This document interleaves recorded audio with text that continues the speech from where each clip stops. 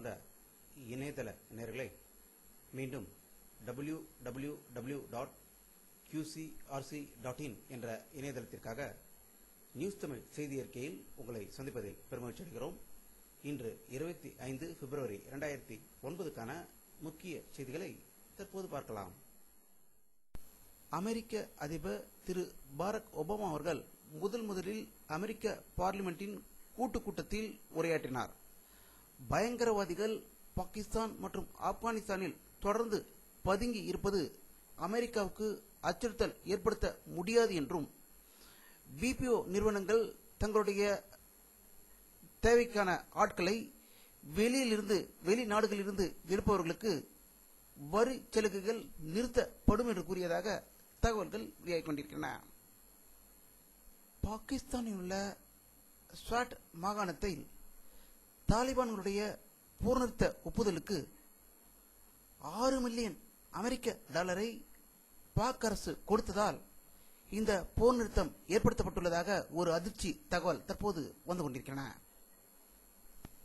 துருக்கி நாட்டு விமானம் ஒன்று ஆம்ஸ்டர்டாம் நகரில் தரையிறங்கும் போது வயல்வெளியில் விழுந்து 3 துண்டாக நொறுங்கியதாகவும், இந்த விமானத்தில் 136 பயணிகளும் சிப்பந்திகள் 8 பேரும் இருந்தவர்கள் என்றும், இதில் பலர் உயிர் தப்பியுள்ளதாக தகவல்கள் வந்து கொண்டிருக்கின்றன.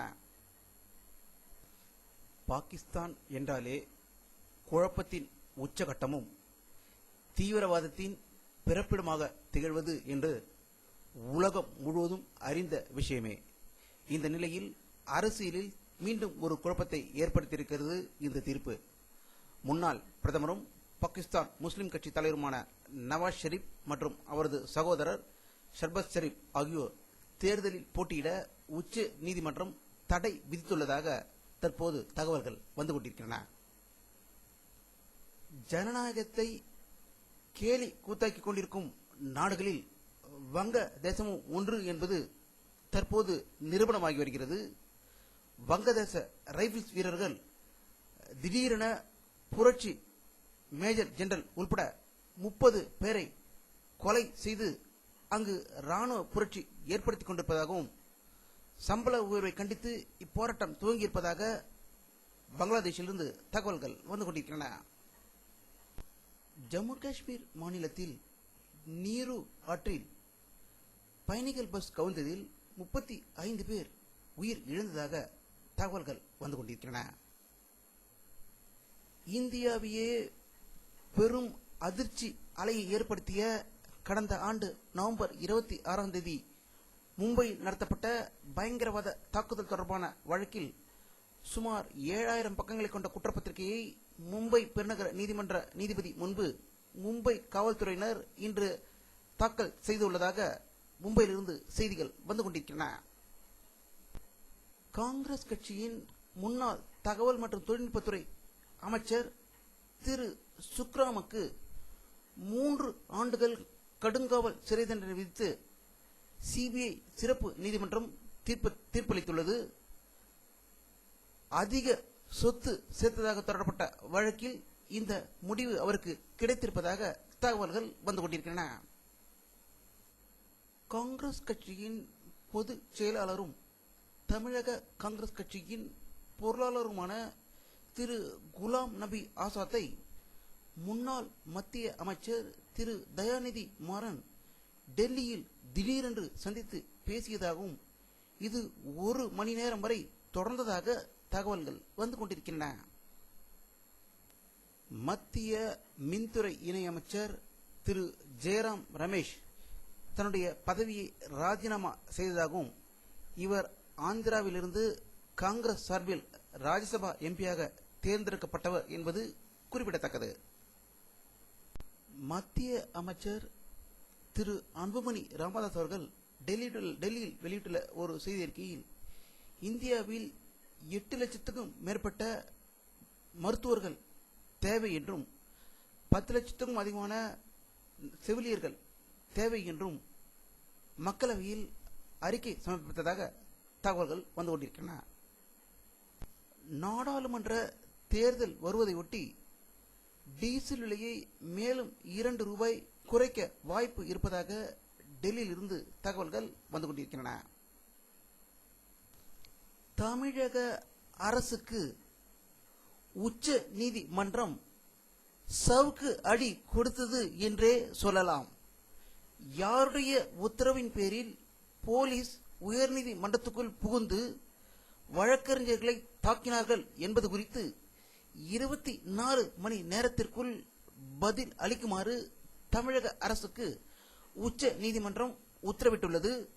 சென்னை உயர் நீதிமன்றத்தில் உள்ள போலீஸ் நிலையத்தை உடனே அகற்ற வேண்டும் என்று பல தாக்குதல்களை தமிழக அரசு மீது உச்ச நீதிமன்றம் இன்று தொடுத்துள்ளது.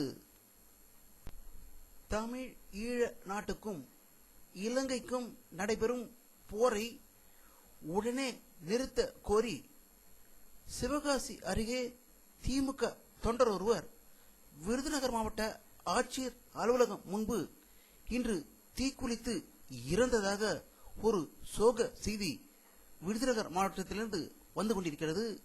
அவருடைய பெயர் கோகுல ரத்தினம் 44 என்று செய்திகள் தெரிவிக்கின்றன. தமிழகத்தில் சட்டம் ஒழுங்கு சீர்குலைந்துவிட்டது. உயர்நீதிமன்றத்தில் வரலாறு காணாத வன்முறை நிகழ்ந்துள்ளது. எனவே திமுக அரசை டிஸ்மிஸ் செய்ய வேண்டும் என்று கோரி அதிமுக சார்பில் உச்ச நீதிமன்றத்தில் முன்னாள் அமைச்சரும் தற்போதைய எம்எல்ஏவுமான திரு ஜெயக்குமார் அவர்கள் உச்சநீதிமன்றத்தில் பொதுநல மனுவை தாக்கல் செய்திருப்பதாக தகவல்கள் வந்து கொண்டிருக்கின்றன. சென்னை அண்ணா சதுக்கத்தில் நடந்த ஒரு விழாவில் தமிழக உள்ளாட்சி துறை அமைச்சர் திரு மு க ஸ்டாலின் அவர்கள் 15 ஆண்டுகளுக்கு மேல் விபத்தின்றி பணிபுரிந்த பேருந்து ஓட்டுநர்களுக்கு வெகுமதி தொகையினை வழங்கியதாக செய்திகள் வந்து கொண்டிருக்கின்றன. திமுக எம்எல்ஏவான திரு ராஜன் கண்ணப்பன் திடீரென்று தன்னுடைய பதவியை ராஜினாமா செய்தார். தனக்கு மந்திரி பதவி அளிக்காததால் தன்னுடைய தாய் கழகமான அதிமுகவில் சேர இருப்பதாக தகவல்கள் வெளிவந்து கொண்டிருக்கின்றன. சென்னை தலைமைச் செயலகத்தில் நடந்த ஒரு விழாவில் உயர்கல்வித்துறை அமைச்சர் திரு பொன்முடி அவர்கள் முன்னிலையில் கடற்கரையோர கனிம வளத்தை வணிக ரீதியில் எடுக்க இணைந்து ஆய்வு செய்வதற்கு அரசும் தமிழ்நாடு கனிம நிறுவனம் மற்றும் மனோன்மணிய பல்கலைக்கழகமும் இணைந்து ஒப்பந்தம் மேற்கொண்டுள்ளதாக தகவல்கள் வந்து கொண்டிருக்கின்றன.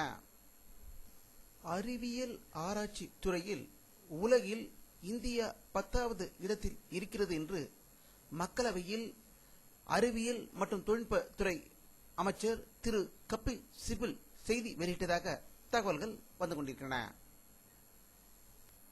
இந்தியா நியூசிலாந்து முதலாவது 20 கிரிக்கெட் போட்டியில் நியூசிலாந்து அணி அபார வெற்றி பெற்றதாக தகவல்கள் வந்து கொண்டிருக்கின்றன. வானிலை அறிக்கை 25 பிப்ரவரி 2009 பிற்பகல் 3:30 மணி ஏற்பட்ட சேட்டலைட் புகைப்படத்தை தற்போது பார்த்துக் கொண்டிருக்கிறீர்கள். தமிழகத்தில் மேகமூட்டம் எதுவும் தெரியவில்லை. இன்று வெயிலும் தாக்கம் அதிகமாகவே இருந்தது என்று தகவல்கள் வந்து கொண்டிருக்கின்றன. இத்துடன் இந்த செய்தி அறிக்கை நிறைவடைகிறது. மீண்டும் நியூஸ் தமிழ் செய்தி அறிக்கையில் உங்களை சந்திக்கும் வரை உங்களிடமிருந்து விடைபெறுவது உங்கள் கே பாலாஜி. நன்றி.